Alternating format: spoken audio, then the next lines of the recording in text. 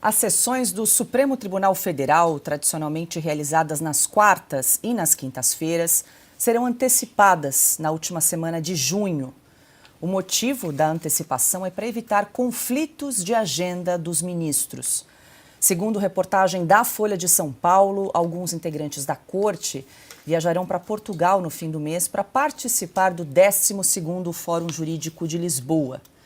O evento, programado para os dias 26, 27 e 28 de junho, é organizado pelo Instituto Brasileiro de Ensino, Desenvolvimento e Pesquisa, que tem como sócio o ministro Gilmar Mendes.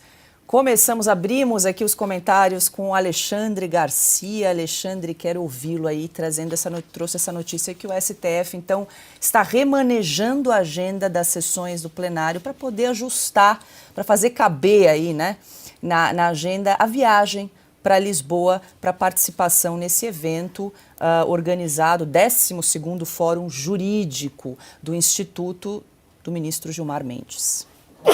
Há duas perguntinhas, né? O Instituto do ministro Gilmar Mendes, administrado pelo filho dele, por que não faz uma data que coincida com as férias do Judiciário, em julho? Por que fazer antes? Seria simples agendar para as férias. Número 2, eu fico curioso, como contribuinte, como cidadão, como eleitor, quem vai pagar a viagem às diárias, né? E qual é a utilidade disso. E com tanta viagem de ministro a Portugal, eu fico recordando, talvez alguns não recordem, porque é de 1973 a música Fado Tropical do Chico Buarque, né? Eu até anotei aqui o versinho. Esta terra ainda vai cumprir seu ideal, ainda vai tornar-se um imenso Portugal. Desse jeito, vai mesmo, porque é toda hora evento lá, né, organizado, patrocinado, enfim, por iniciativa do ministro Gilmar Mendes. Tem uma coisa, né, Alexandre, você fez menção aí sobre o aspecto de ser em Portugal, né? Primeira data pode ser em julho, faz em julho. Daí se pergunta novamente, por que tem um recesso do judiciário em julho? Qual é a razão de um recesso num país que tem a justiça assoberbada de processos não julgados? Aliás, uma coisa que os ministros do Supremo adoram dizer, que eles julgam milhares e milhares de processos todo ano, poderiam julgar um pouco mais se não tivesse esse recesso, até porque, convenhamos, a agenda de ministros do Supremo não é exatamente a de um estivador. Sejamos justos com os estivadores, obviamente, né? Mas eu fico imaginando como é que um português, que sim, entende muito bem o português falado no Brasil, como é que ele interpreta um evento de ministros do Supremo Tribunal Federal um evento desse feito em Portugal. Por que vem se fazer em Portugal um evento como esse? Sempre da Europa, né? Sempre na Europa. Eles foram convidados para monitorar ali as eleições na Venezuela. E não. Eles não querem ver a democracia venezuelana, né, mostrando como é que se faz, né, uma eleição legítima. Não. Aqui não. Vão para a Europa, tem sempre alguma empresa que tem pendências a serem julgadas pelo Supremo, são financiados pelo próprio Instituto ali do Gilmar, que emprega como professores os demais ministros e já empregou o procurador-geral, não sei se ele continua. É tudo o que cabe numa palavra, né, que deixou de ser palavrão quando se fala do governo. É uma suruba. É isso aí. O Alexandre de Moraes se orgulha de chefiar uma vara criminal, quando ele devia cuidar de assuntos constitucionais, que tem 2.000 casos em trânsito, né? Tramitando por lá. Pois bem, imagine o que ele faz com os outros processos, as outras pendências que são no Supremo, no gabinete dele. Os demais ministros, né? É um Supremo improdutivo. Tem os recessos e os passeios. Também os deputados vão para as festas juninas agora. né? Já estão empenhados na campanha. O Lula também fica fora de Brasília a maior parte do tempo, né? Escapa. Quando a situação se agrava, ele escapa para qualquer outro país. Também vai passear com a Janja. Então é difícil você acreditar nessa discurseira de ministros que diz que o Supremo é altamente eficiente, que jogou tantos mil casos. E quantos faltam? É isso aí. Só para complementar, Paula, acho que o Alexandre quer fazer uma menção ali, mas já te devolvo já, Alexandre. A questão é a normalização do absurdo. Há pouco a gente falava aqui da epidemia de dengue, parece que não existe no país. Aliás, eu não vi nenhum dos 11 ministros dar 5 dias para o governo se manifestar sobre a epidemia de dengue. Está na hora, podem fazer isso daí antes desse convescote lá em Portugal. E o problema do Rio Grande do Sul acabou também. Outra coisa que parece que deixou de existir. Exato. Tá bom, mas vamos lá. Aí vem cá, os ministros vão para lá para discutir esse assunto. Eu conversei, antes de eu sair desta, digamos, licença forçada pela dengue, eu conversei com um advogado que me disse assim, se você não vai a um desses eventos de ministro supremo no exterior, você começa a ficar carta fora do baralho na advocacia do Brasil. Ou seja, passa a ser quase que imperativo você participar de um negócio que, se a gente parar para pensar, levando-se em conta que em Brasília tem uma série de lugares, espaços muito bons, inclusive, para fazer eventos, né? Não faz sentido para um advogado não sair do Brasil e participar de um evento como esse. É o famoso ver e ser visto, ponto. Porque, convenhamos, não vai ser muito mais do que isso. Tráfico de influência que chama, eu acho que o nome é esse. Já vou incluir a Ana na conversa, mas o Alexandre acho que queria complementar. Duas coisinhas, né? Eu, enquanto estava em Portugal por 2 meses, às vezes eu consultava, eu queria ler alguma coisa da Constituição brasileira e entrava a Constituição portuguesa, né? E não tem essa similaridade para discutir lá, né? Em segundo lugar, eu acho que todo mundo, todas as pessoas normais, esperam as férias para viajar, né?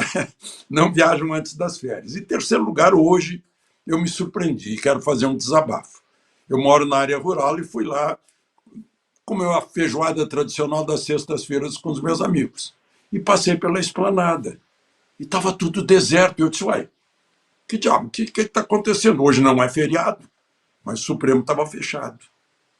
E os outros tribunais também. E o Poder Legislativo também.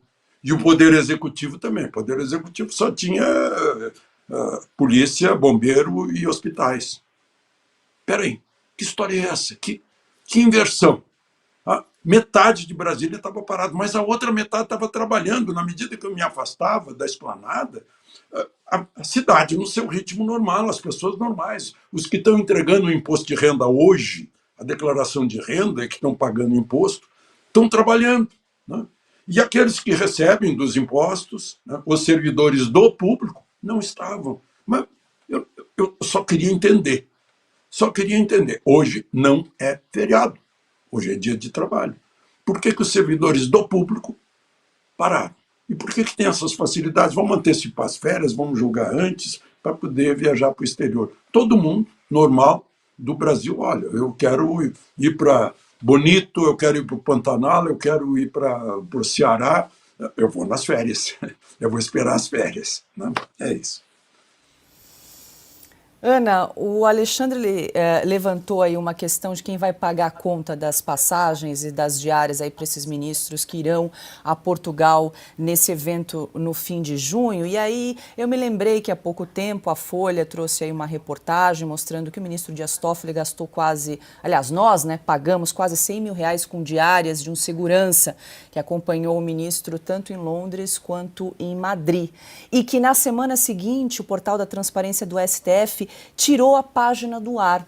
E quando voltou, já não havia mais nenhuma informação sobre as diárias e despesas dos ministros em viagens ao exterior. Porque eles não sentem a menor obrigação de prestar contas, Paula. É óbvio isso, porque o Supremo antecipar a sessão para que os ministros possam ir a um fórum em Lisboa é a mesma aura daquilo de dar de ombros para a sociedade, para quem paga todas as contas desses homens e mulheres como ministros do Supremo, como servidores públicos. Eles adoram, né? Eu sempre falo aqui, eles adoram a comparação do STF com a Suprema Corte Americana. Na sabatina do Flávio Dino, ele falou de casos famosos da Suprema Corte Americana e até disse, né, the Supreme Court Justice, falou o nome correto, embora tenha mentido ali sobre os votos secretos, que aqui não tem voto secreto, mas ele disse que tinha. Só que na hora de comparar, né, o que eles falam da Suprema Corte Americana, eles não comparam como os ministros, aliás, os juízes, que aqui são juízes, os juízes da Suprema Corte Americana, como eles agem como juízes estritamente constitucionais e como pessoas, como cidadãos também, porque é aquela história, né? Não basta a mulher de César ser honesta, ela tem que parecer honesta. Eles não viajam por aí em convescotes, falando mal dos Estados Unidos, eles não têm redes sociais, eles não caem em roda de samba, segurando o microfone em karaokê, eles não sobem em palanques políticos e bradam: derrotamos o trumpismo. Nada disso, Paula. Eles recebem de 80 a 100 casos por ano, enquanto o Brasil tem ali, né, a média de 80 mil, 90 mil por ano, e os nossos ministros reclamam. E, no entanto, a Suprema Corte Americana trabalha mais com menos casos, porque cada caso é extremamente importante, eles olham com carinho, com educação, com respeito à Constituição americana, e a nossa Suprema Corte tem mais casos e trabalha menos. É curioso isso, né? Esticaram, foram para Londres, não voltaram, esticaram, alguns foram até a Espanha, depois voltaram, ou seja, e aí? Nós vamos ficar olhando tudo isso até quando? Né? Porque não trabalham a favor da Constituição, interferem em prerrogativas de outros poderes, foi assim durante o governo do presidente Bolsonaro, interferiram mais de 100 vezes, nós temos um artigo aqui na Revista Oeste, mais de 100 vezes em prerrogativas do Executivo, agora interferem no Legislativo o tempo todo e, além disso, não cumprem as tarefas que precisam ser cumpridas como ministros numa corte constitucional e ainda vão bater perna fora do Brasil? É isso, Paulo.